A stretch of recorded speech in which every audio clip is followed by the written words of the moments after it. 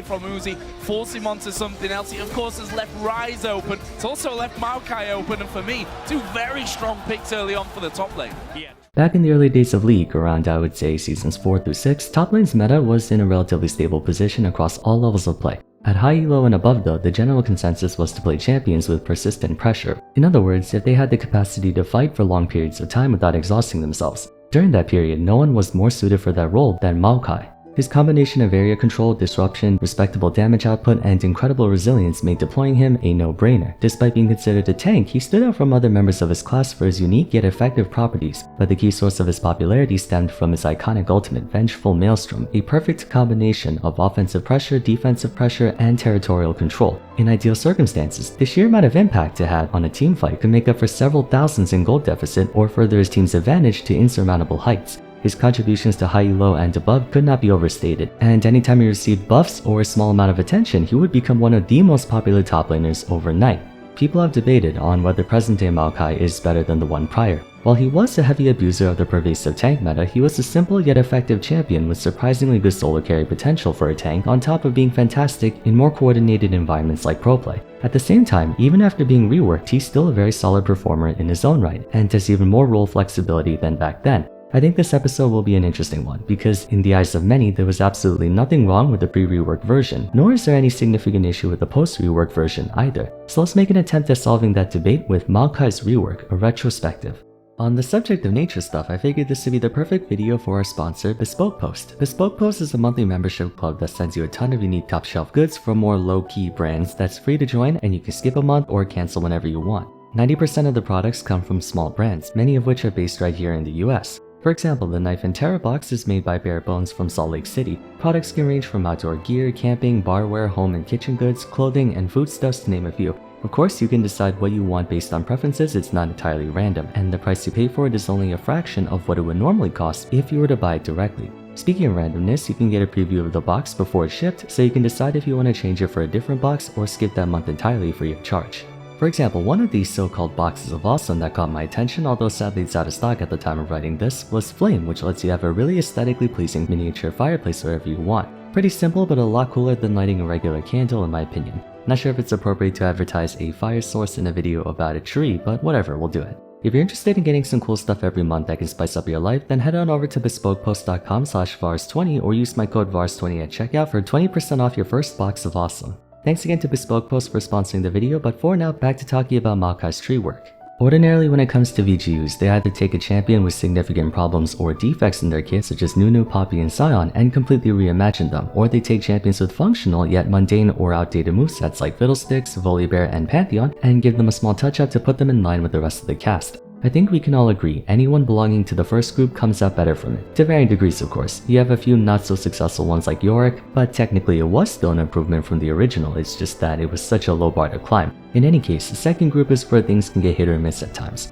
Some players argue the old Kale was better than the current one, or old Akali was healthier than the current one, old Swain, old Mordekaiser, what have you. Maokai's another one of those reworks that had a few people wondering if it was even necessary. Not saying present-day Maokai is bad, it's just that there wasn't anything particularly degenerate with this prior iteration. Although as I talked about in the Battle Tanks video, changes were necessary within the class as a whole, not so much individual champions. Maokai became a rework target for the simple fact that he was one of the most popular tanks in the game, and so therefore updating him would have a more pronounced effect than updating, say, Rammus.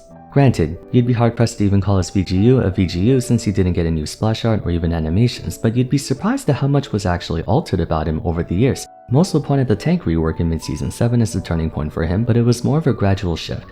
Prevailing Wisdom attributes his change in playstyle to his new ultimate, Nature's Grasp. It certainly is a part of it, but despite his basic abilities being the same in appearance, their applications were fairly different way back when. Sap Magic was a good example of that. It still has the property of occasionally imbuing his next basic attack to restore health, but rather than being on a long cooldown that gets shortened every time he casts a spell or is struck by one, Sap Magic used to be based on a charge system like Kassadin's Force Pulse used to be, which is funny because that too switched to the cooldown lower mechanic. Basically, whenever any ability was cast near him, friend, foe, or him, he would store a charge of Sap Magic, where upon reaching 5 he would heal himself for a small amount with his next auto attack. Taking a look at the healing from this version compared to his current iteration, one might believe the latter is a lot stronger since it can heal potentially a lot more. I believe at one point it used to heal 15% max health, more than double the old Sap Magic, but personally I find the old version to be more practical. The difference between them was that for the current one, Maokai had to actively be struck by an ability to lower his cooldown, whereas before the condition merely required him to be in the vicinity of someone casting an ability, whether it struck him or not. This gave him ludicrously good synergy with ability spammers like Ryze, Ezreal, Cassiopeia.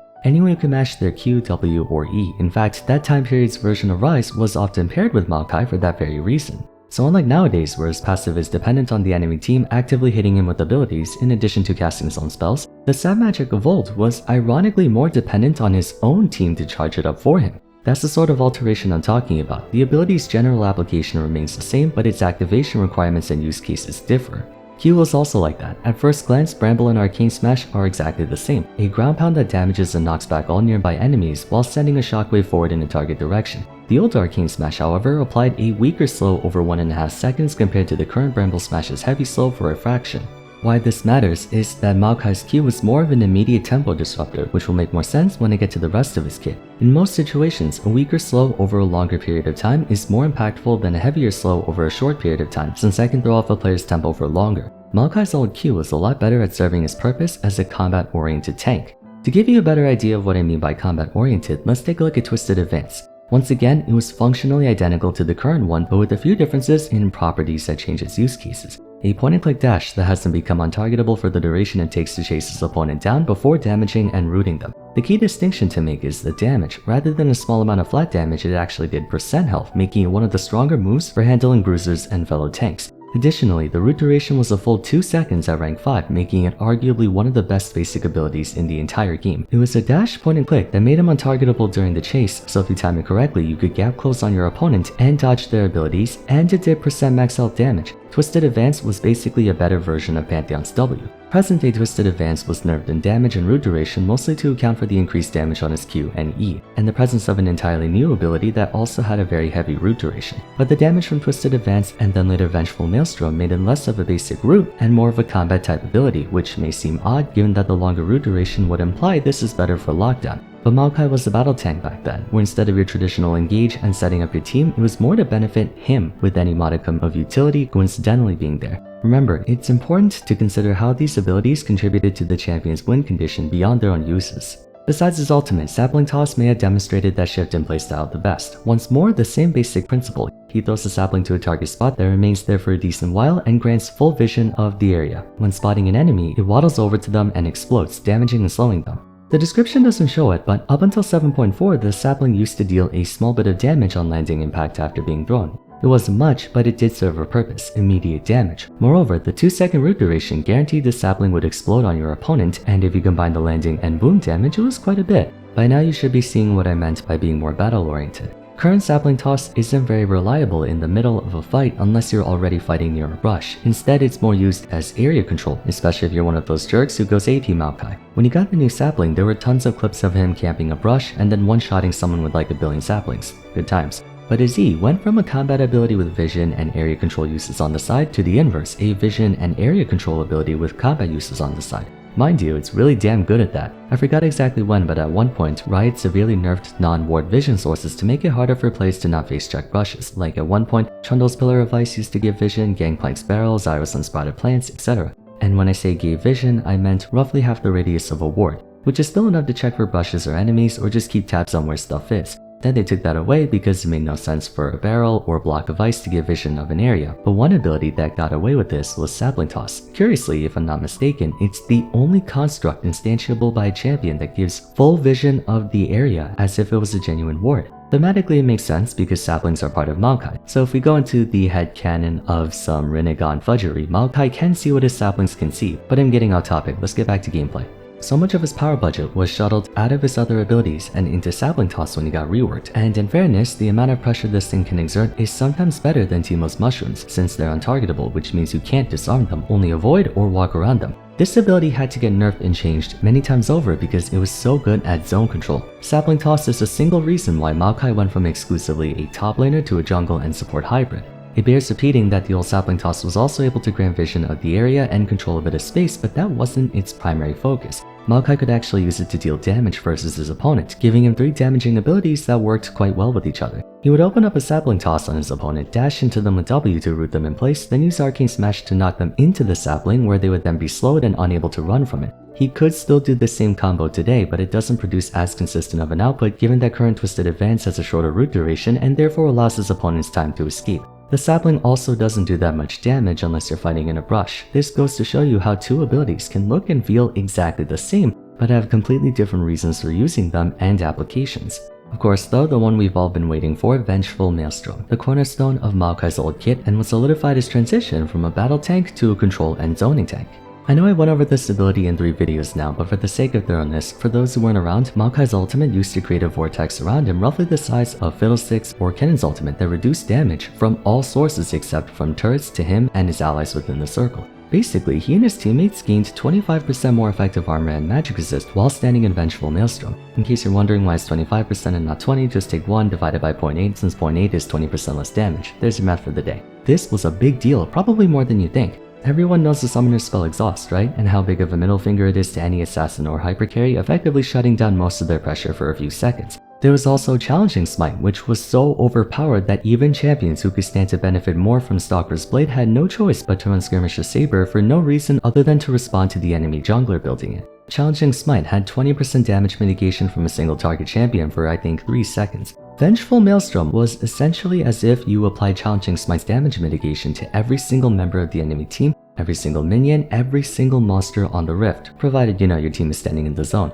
Not only that, but it could last up to 10 seconds. That's how stupid broken this ability was in so many situations. Unconditional, again assuming you're standing in the area, damage mitigation at the press of a button. That alone would be grounds for a super ultimate, but it even dealt damage on recast, which increased based on how much damage was taken during that time. That's how it was just before getting changed to the current one, but this ultimate was even stronger in the past. It actually had to get nerfed so many times due to how busted it was. Prior to 5.17, this thing had a 20-second cooldown at rank 5, one of the shortest, if not the shortest, non-toggle, non-transformation ultimate cooldown in the game. Prior to 4.17, it dealt even more explosion damage, and prior to 4.14, it used to last indefinitely. Yeah, you could keep Vengeful Maelstrom up for as long as you could pay the mana cost, and back in the day, a common build path for him was Rod of Ages into Frozen Heart. He could literally hold this thing for half a minute in the late game. Think of how much damage would be mitigated from this ability over the course of a game. One other thing about it, and thanks to the comments who pointed it out in the removed abilities video, is that it used to be stationary, so instead of following Maokai like Fiddlesticks or Kennen ultimate, it was more like a Trundle W or Kindredel. Maokai could plop down his ultimate for a squishy backline, then dive into the enemy team without his allies worrying about having to stay next to him to benefit from this ability. I'm not really sure whether that was better or worse because sometimes the teamfight stays in place and sometimes it relocates, but this move was fucked up. Like, this move was disgusting, and I loved it. It didn't require a full teamfight to be used effectively either. It was good for 3v3s, 2v2s, heck even 1v1s. Remember, Maokai used to be a battle tank. He actually did quite a bit of damage. Maelstrom not only boosted his DPS of the explosion, but it practically gave him 25% more armor and magic resist from all sources, enabling him to go Rod of Ages, first item for some extra damage and mana. He was a good champion, kinda stat checky, but unlike other stat checkers, he was in my opinion a very well designed one with a fair bit of skill expression in terms of positional awareness, timing of abilities, and whatnot, compared to other stat checkers who just mash their face on the keyboard and charge at you. Now, what about Nature's Grasp? Credit where credit is due, this ultimate's kind of horse. It's one of the biggest abilities in the game in terms of coverage and range. If you get hit by the far end of it, you get rooted for 2.5 seconds. That makes it more of a zone control or engage tool, not really for combat, but that's what makes it difficult to directly compare the two ultimates, and by extension the two Maokais. One is for fighting, the other is for control. Both have their use cases and applications, it just comes down to which one is necessary for that specific moment. Nostalgia and bias has me favoring the old Maokai since I'm a top lane and I enjoy fighting more than control, but on the flip side, Maokai's new job as a jungler and support hybrid is pretty effective. He's still tanky, still has great crowd control, and is still a welcome addition to any team from pro play to bronze. Some may point out his abusive history with Sapling Toss AP Maokai, but we forget, old Maokai had a checkered past too, so I can't really say either version was perfect. However, I will say one advantage old Maokai had was that all of his abilities were geared towards a singular win condition, fighting. Current Maokai's abilities are kind of split down the middle. You have half of his kit dedicated to area control and the other half dedicated to combat, which can make him feel like an incomplete champion half the time. He had a lot of moments where hardly anyone played him because why play someone who's only half of something when you could play someone who's all of something? For a time, he struggled to find a niche to fit into. It wasn't until they buffed his Q damage to do max health that his combat side made playing him more appealing. So that could be an indication that Battle Tank Maokai was better. If nothing else, it's the more intuitive way to play him, but that might just be me. What about you? Do you think old Maokai was better or the new one? Let me know in the comments down below. For now though, if you enjoyed the video, it would be great if you left a like and subscribed. Don't forget to follow me on Twitter at VarsFerm, join my Discord server, and check out my other retrospectives if you haven't yet. But till next time, thanks so much for watching, and I look forward to seeing you again soon. Take care.